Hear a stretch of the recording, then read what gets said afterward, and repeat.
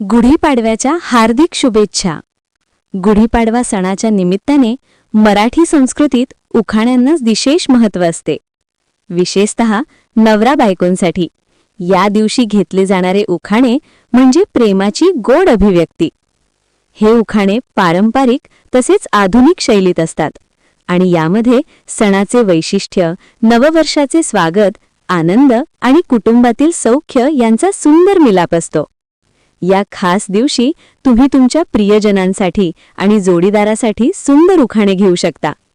आणि जर तुम्हाला तुमच्या अहोंचं नाव उखाण्यात घ्यायचं असेल तर हा व्हिडिओ फक्त तुमच्यासाठीच आहे.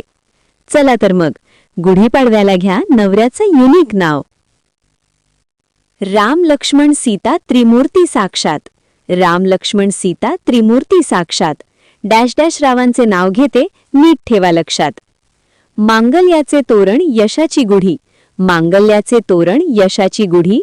डॅश डॅश रावांसोबत जपल्या पूर्वीच्या परंपरागत रूढी.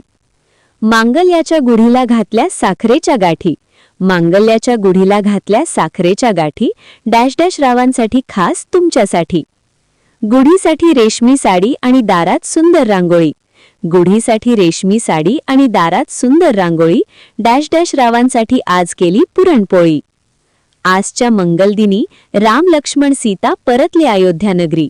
आजच्या मंगलदिनी राम लक्ष्मण सीता परतले अयोध्या नगरी. डॅश डॅश रावांचे नाव घेऊन गुढी उभारली दारी. गुढीपाडव्याला स्वयंपाक केला वरण भात आणि श्रीखंड. गुढीपाडव्याला स्वयंपाक केला वरण भात आणि श्रीखंड.